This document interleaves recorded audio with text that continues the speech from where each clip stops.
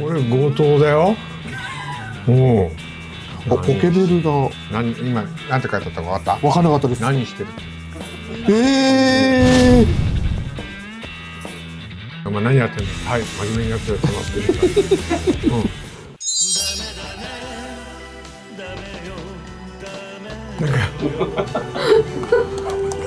歌っていい歌は軍歌。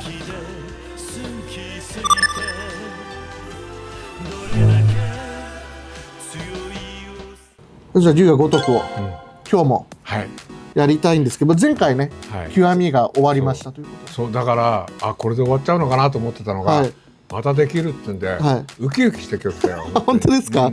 まあ一応この吉川さんにやってほしいゲームみたいなものはアンケート実は取っていて、でいろいろゲーム上げたはいたんですけども、一番票が集まったのがやっぱり龍が如くゼロという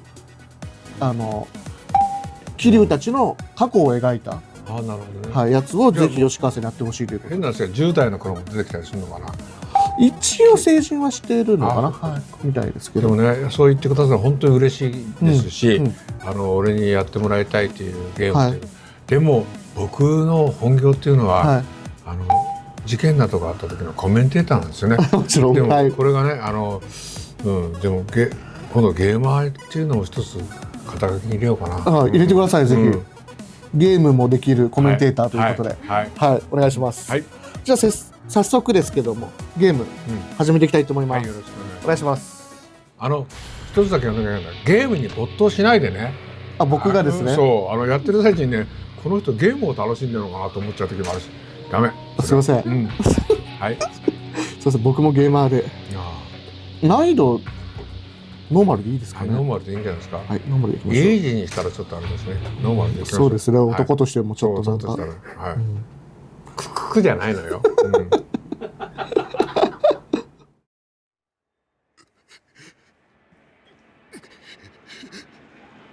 早速始まりました。この絵を描いてる人本当うまいよな。あれ？今の真島じゃないの？いや、真島ではない。違うの？でも顔は似てたの。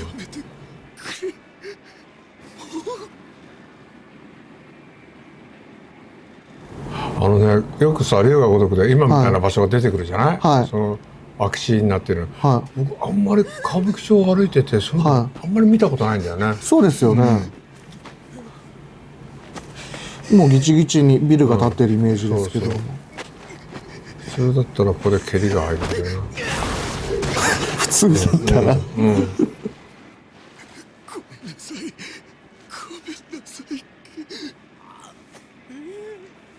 どうしたんでしょうね、借金か何か。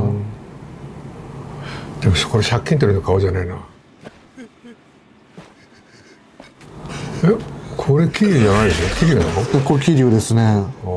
じゃあ本当まだ桐生がもうとにかく暴れん坊の時だね。ですね、きっと。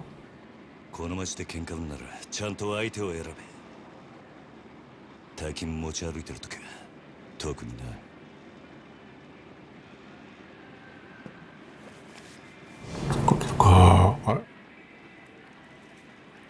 あら、これ強盗だよ。ですよね。強盗だよ。ありゃりゃありゃ。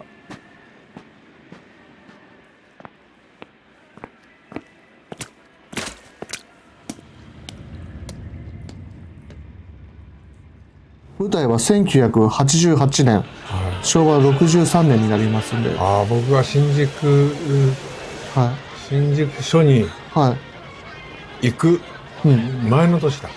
前の年。まだいいじゃん。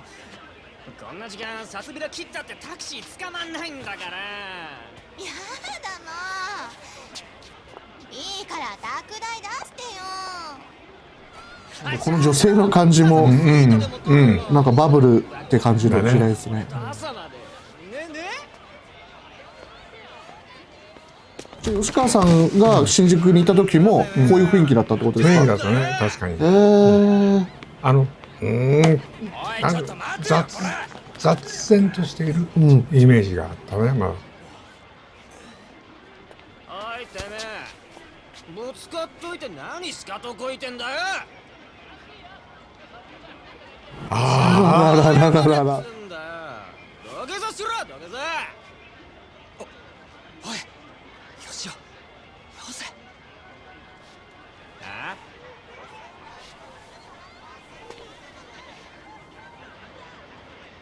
怖い。酔いが覚めますね。もうすぐこの場を離れなさい。もうこうなった時はね、ダメだ。ああ、素人には仇には手を出さないっていうイメージだね。当時のこう歌舞伎町ってこういうふうに、いや今の場所はどこなんだろうってちょっと結構ねこれ見てると、あ、これどこだって言えるんだけど、なかなか今のは言えないような場所だとね。これもドン・キホーテもドン・キホーテの方が良かったです。当時はやっぱなかったですよね。いい車だ。だってそのか違うか。頼んでおいた仕事どう？終わりました。ちょっと封筒が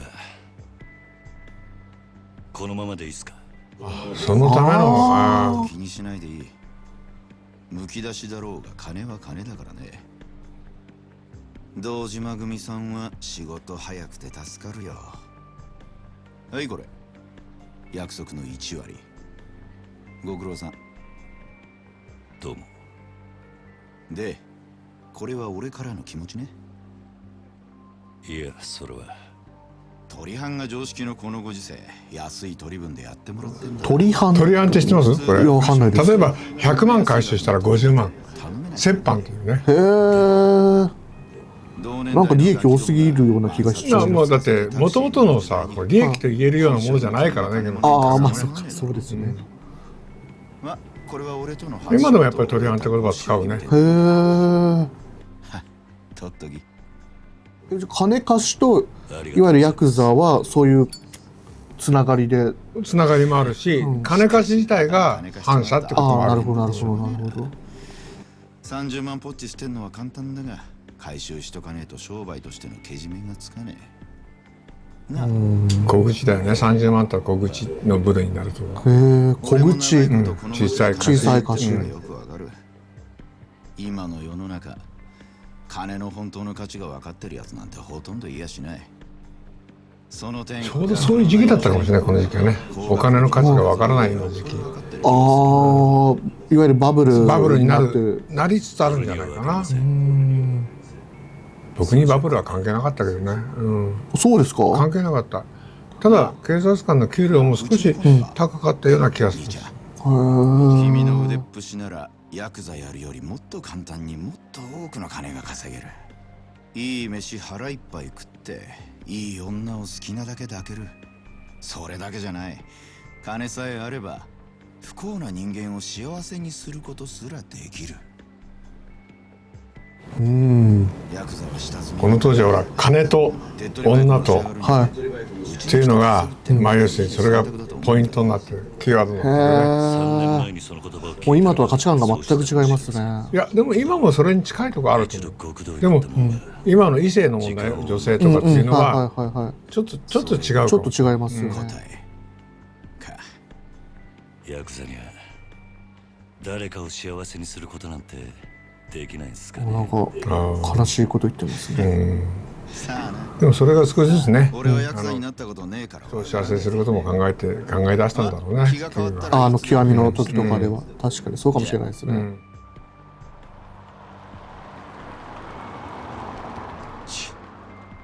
金貸しが偉そうに。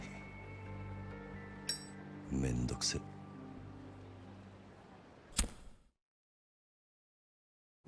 僕がねちょうどこの時代、世田谷署で少年係をやってる時に、歌舞伎町行くんですよ。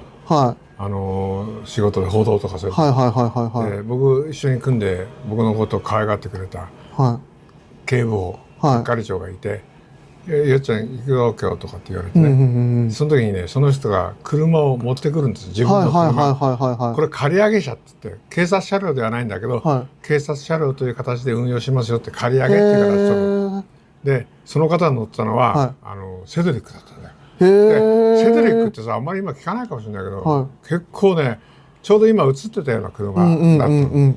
それで走ってさ。へえ、セドリックの警察。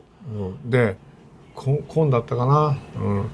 で、ちょっと走りやすかったよね。でも、俺が自分で乗ったのはカローラだったの。はいはいはい。カローラだから馬鹿にされちゃうのよ。カローラが悪いって意味じゃないですからね。いやいや、もちろんもちろん。トヨタの方申し訳ない。もちろんいい車です。いい車なんだけど、でもそれで結局、馬鹿にされちゃってね。ヤクザに因縁ふっかけられたことあるもん。いわゆるね、メンツの問題というかことですよね。へえ。ポケベルだ。今なんて書いてあったか分かった？分かんなかったです。何してるって。72410。一瞬でよくわかりますね。だって俺あれだもん、ポケベルの世代だもん。仕事でポケベル使うんですか？自分の個人で持ってた俺は。俺の係の周りの人はみんな個人で持ってたな。なんか面白いですね、そういう話聞くだけでも。いやいや、それがね、ちょっとね、話切れるかどうかわかんないけど、そのポケベルって今みたいにして数字で伝言できるのね。それをある先輩が「よっちゃんなんで電話してこないんだよ」って言って「何がですか?」って「俺ポケベルにさ入れたんだよ」入れたって入ってないですよ。その人は何やったかって言ったら電話に向かってポケベルに電話して「吉川君電話をください」って入れたって言うんですよ。いやこれ本当の話だよ、これ笑ってるけど本当の話。その人の名前だって今言ったっていいと思うけど、そのね吉川君電話をくれ、すぐにくれって言われて、全然伝言なんか入ってないんだよ。そういう人もいた。慣れてない人はね。なるほどね。まあそれは今もそうですよね。最新機器を使いこなせない方っていうのはもちろんいらっしゃるから。悪いとは言えないんですけど。自分で携帯持った時って携帯が鳴ったってすぐポケベルと一緒だよね。次の駅で降りて公衆電話で電話したもんね。当時は電話代、携帯電話代高かったんだよな。そっか。そうですね。だから電話代やだなと思って、そこで出りゃ済むことなんだよ。ほら早く金貸せって後で返すっつってんだろうが。困ります。勘弁してください。ごちゃごちゃうるせえんだよ。これバンダナ巻いてチェックとか。そんなの流行った時あるかな。助けて。俺前見たこの看板が好きなのね。歌舞伎町の。そう歌舞伎町一番街とかさ、看板が好き。あれ今って新しくなっちゃったんでしたっけ？最近俺行ってないな。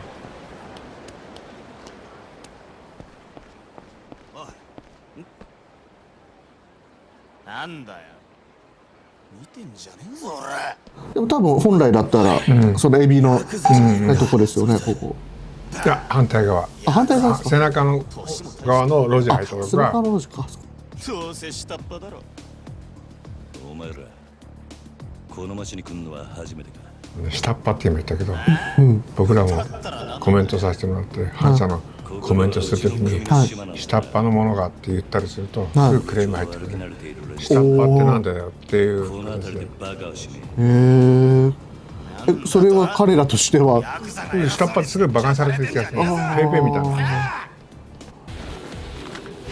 な。構えちゃった。まあこの当時ヤンキーって言葉あったかな。あんまり聞かなかったよな。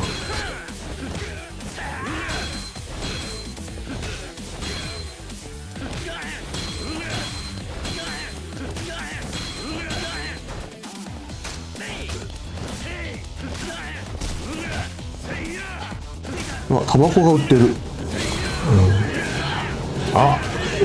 タバコで思い出した。昔さ、タバコを自動販売機で買うときにカードが必要だったよね。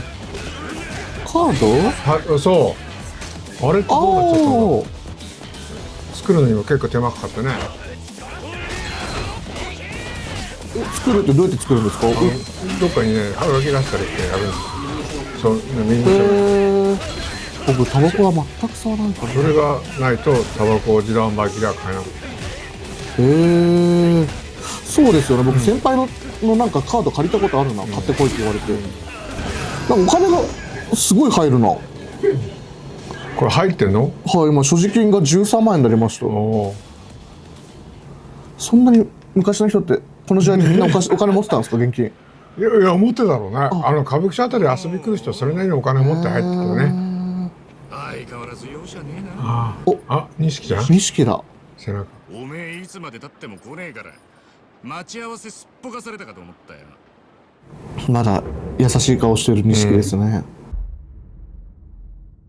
でもまだ対等的な感じだよね、この時は。そうですね、この時は。時間潰してたんじゃねえか。暇つぶしに喧嘩っておとなしくヘルスにでも行けってろ。ガキじゃあるめえし。ヘルスってことは古いよな。もう相変わらず硬いね。まあいいや、とりあえず飲みに行こうぜ。久々にオールで付き合えよな。オールで付き合えよっていうのもなんか死語だよね。確かに言わないですよね。言わないよね言わないですね。でも僕20代の頃はまだ使ってたような気はするけど。この度はどうも。お日柄もよく。歌舞伎町来ちゃいけないですよね、彼は。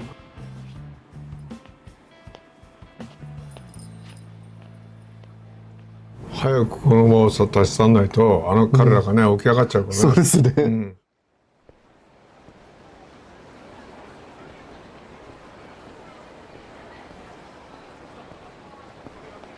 しかしよ、お前も様になってきたよな。もう一発のヤクザだ。今日の取り立てももう済ませたんだろ。まあな。これで風間のおやっさんも少し安心するか。さあな。あいにこ俺の取りゴミの感じとかも今とは違いますよね。違うね。お前みたいに器用じゃねえからな。何言ってんだ。こんなバカみてえな時代だぜ。楽しまなきゃ損だろう。少し頭使えや。風間のおやつさんが無所から出てくるのが年明けてからだ。それまでに俺も少しは。確かに今に比べたら、ピンクの営業が結構見ても多いですね。ノーパン喫茶ってさ、みんな知らないかな、イブさんって。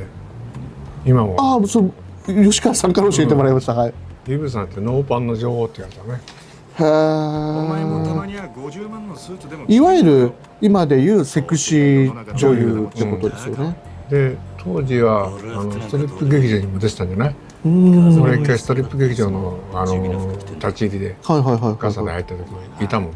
メイクのとこでメイクしてたイブさんが。へえ。ガサに入ってそれでなんか出ちゃったらイブさんもしょっていかれるんですか？ガサに入ったのはわいせつで入るから。舞台の前にそういうのばっかり見てる刑事さんがいて全部ねメモしてるんですよ。ずーっとポケットの中で紙をねちっちゃな紙紙幣にちっちゃい短い鉛筆で音楽をそういう人たちがプロだからそのストリップ劇場でかかる音楽っていうのは全部頭に入ってるわけですよ。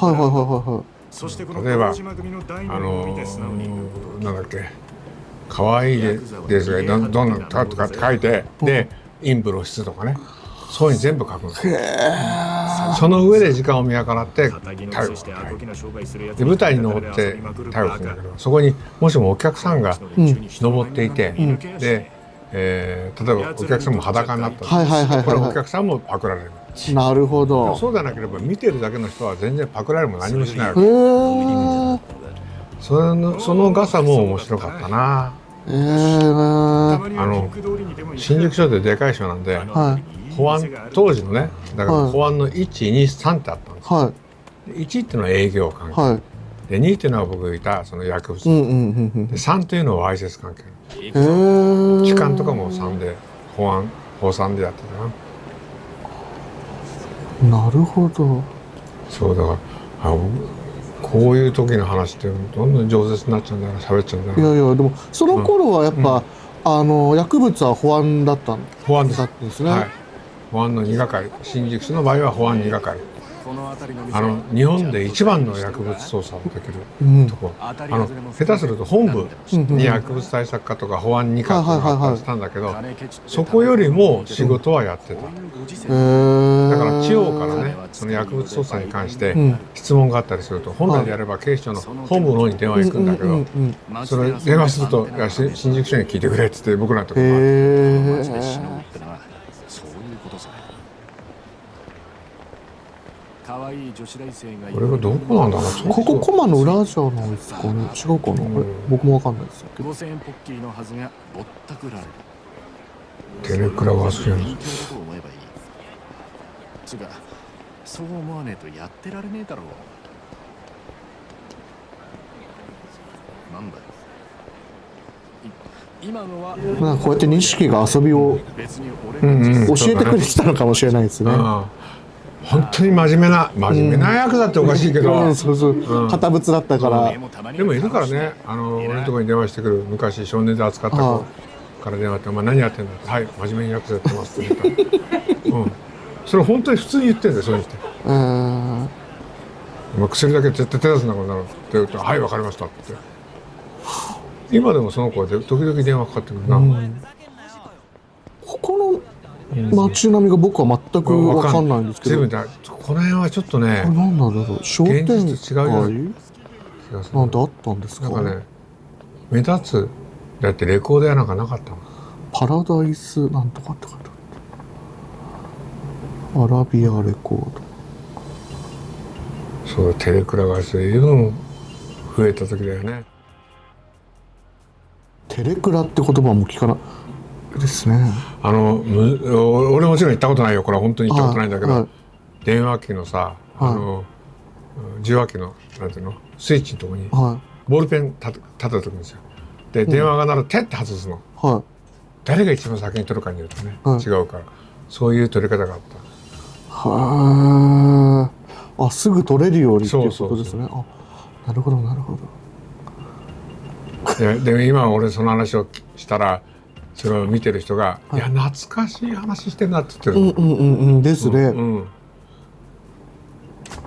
これちょっと歌舞伎町と違うのこれ。だってこんな屋根があるアーケードね、こんなアーケードある街ないですよね、多分。なんか酔っ払って戯れてるしか見えないね。ですね。本当に。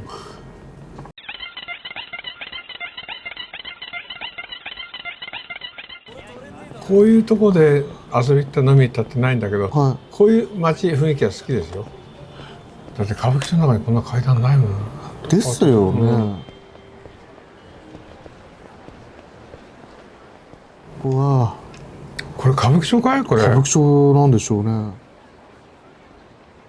風俗しかないですね。風俗しかないですね。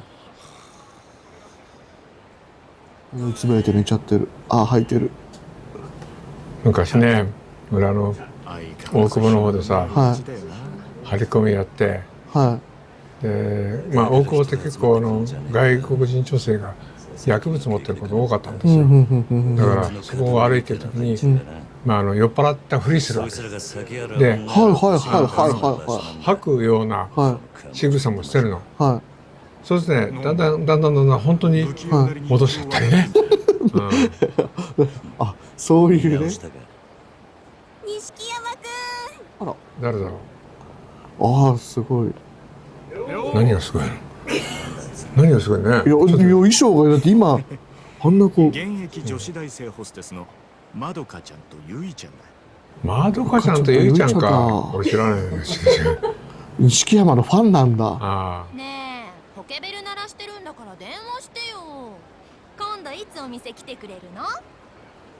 今日後で顔出すよ。本当に？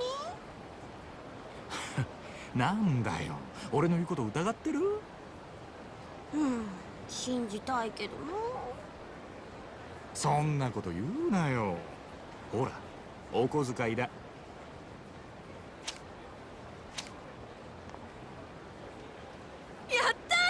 信じてるよ。ね、これちょっとね、言い方が気をつけなきゃいけないけど、ああいう女の子たちがこの錦山とか知り合って、それで反社の女になっちゃう。なるほどなるほど。それがあるね。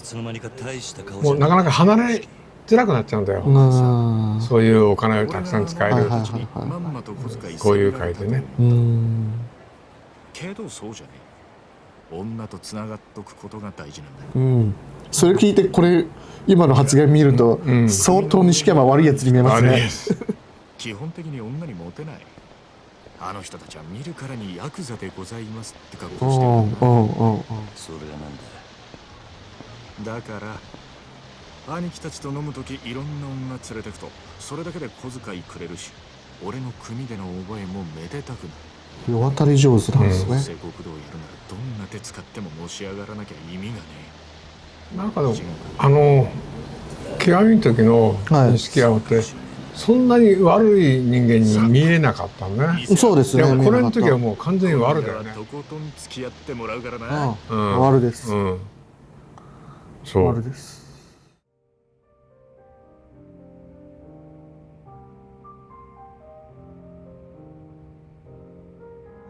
この店は今まで出てきてない店でしょ。多分初めての店だと思います。お前この店にはよく来んのか？ん？これで2度目だけど。なんでだ？ボトルキープなんかしてるからよ。常連なのかと思ってな。ちまちまビール飲むより見栄えがいいだろう。店のもんに顔も売れる。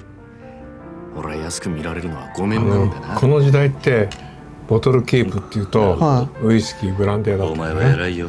それが少し確かに見えってのを大事にしてる。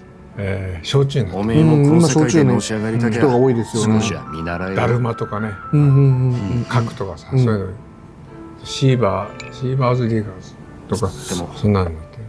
おめえはそういうタイプじゃねえってことか。ほらおやっさんの背中を追いかけてこの世界に入った。孤児だった俺山崎がこの人だったのかな。あったいや、どうでしょうね。目の体張るくらいしか脳がね。単純にスポンサーとして入ってるから入れてるかもしれないですね。いや、背が濃いな。おめえは今のままでいい航の空杯に見えるよね。おめえが下で頑張って風間のおやっさんが出世すりゃ、おめえにも出世の芽が出てくるかもしれない。そういうのし上がり方もあるさ。ただおめえは風間のおやっさんの子じゃない。堂島組の組員なんだ。おやっさん、なんで俺らのこと風間組に入れてくれなかったんだろうな。そりゃ堂島組の方が格は上だけどさ。よせよ。おやっさんに考えがあってのことだ。まあそうだな。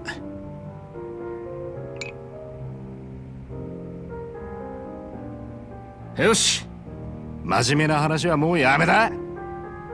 カラオケでもしてパーッと騒ごうぜなあ。わかった。今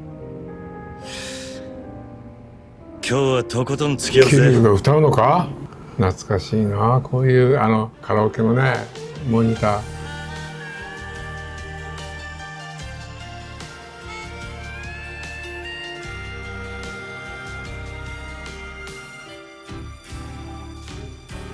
バカみたい子供なのね。夢を追って傷ついて嘘が下手なくせに笑えない笑顔を見せた。 I love you もろくに言わない。口下手でほんまに不器用なのにどうしてさよならは言えたの。ダメだねダメよダメ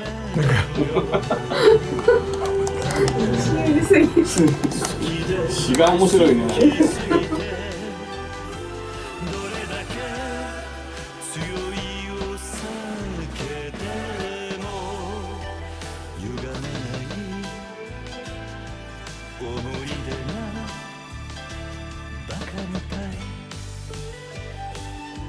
この歌海外でめちゃくちゃ流行ったんですよ。あ、そうなの？はい実際にある歌なんだこれ。実際はこのゲームオリジナルの歌ですけど、このゲームが海外で流行って歌も流行ったんです。俺ね、この時代ね、カラオケって僕らもよく警察官で行ったけど、僕らみたいに若い、僕らペイペイみたいな若いのは、歌っていい歌は軍歌。嘘ですよね。それと文化と、あとムードミュージック。愛の触れ合いとかね。はい、あ、そういうのがあんまり許されるんだ。だった。アイドルソングみたいなのはない、ダメ。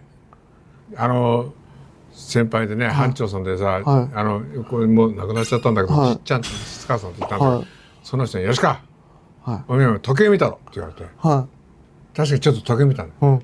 貸せって言われて時計取られてバーンと投げられて「時間気になると飲んでか」って言われて。でも歌はそう軍歌、同期の桜とかさ、そんなのばっかりだってた。いやきついな。あとでも俺はその中でも路線的にはムードミュージックだった。夜の金狐とかね、小室さんとそういうのをよく歌ってた。その辺ならまだって言うとあれですけど、そうすると吉川さんうまいって言われてね、それを本当に信じちゃうバカだったんだろう俺な。そんな、俺もいつか聞いてみたいですね。今でもあれだよ、歌を大体歌うの決まってんだ。知らなかったぜ。高橋真理子が好きでね、今ね。こういうとかね、ごめんねとかね。それはお前がハメ外そうとか言うから仕方なく付き合ってやっただけで。嘘つけ。その割にはノリノリだった。声がいいんだね。普段から隠れて練習してるんだろなあ。これ多分龍が如くって全部のシリーズカラオケモードあって、あ、そうなんだ。はい、シリーズ重ねるごとに曲数が増えてるので、思いっきり歌って歌舞伎町で飲んでるとさ、僕らみたいな警察官グループもあるし、反社のグループも飲んでる。まあもちろんそうですよね。その反社のグループの連中の歌がうまいんだよ。うまそうですね。本当にうまいの。うまそうですね。警察官もそうだけど、夜になるとやることないから警察官が歌ばっかりだってね。反社も歌が上手でね。しょうがねえな。言わせたことあるんだよ。あるある。じゃあ歌合戦ですね。変な話がね、向こうがこっちに挨拶しに来る時がね、僕らのとこに行くぞ。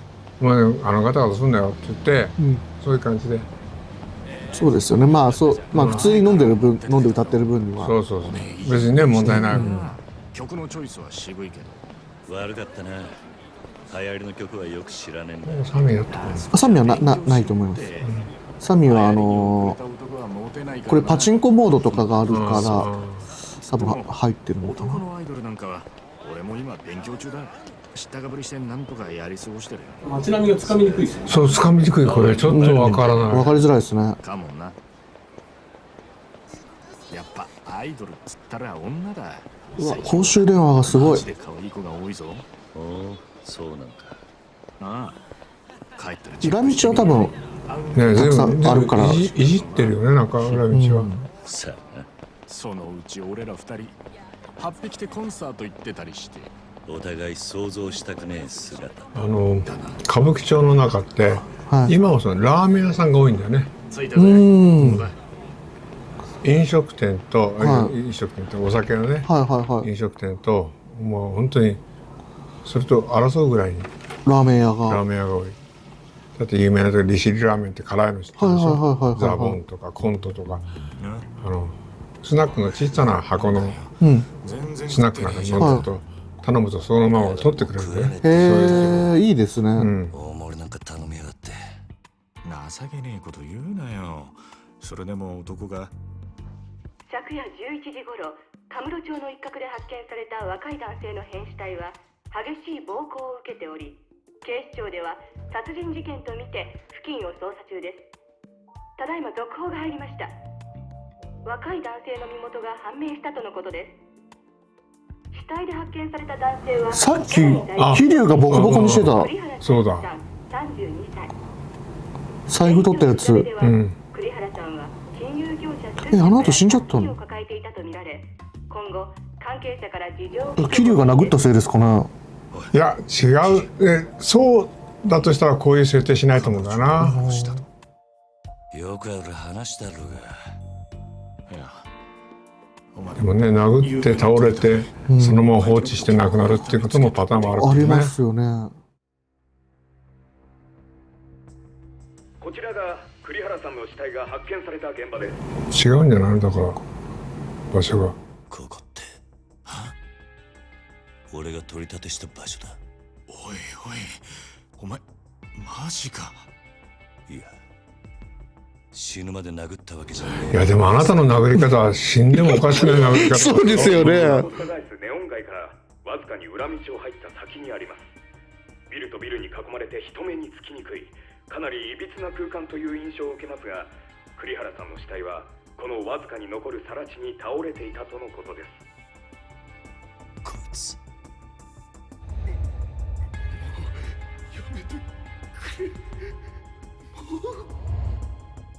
俺が取り立てたやつだ。お前こういうふうに、うん殺す、反社の人が人殺しをしちゃったら、国の中でも大問題になりますよね。それがどういう事件で警察が見立てていくかによってことになってくるね。組ぐるみなのかとかね。そうですよね。この場合は桐生の暴走って扱いになるから。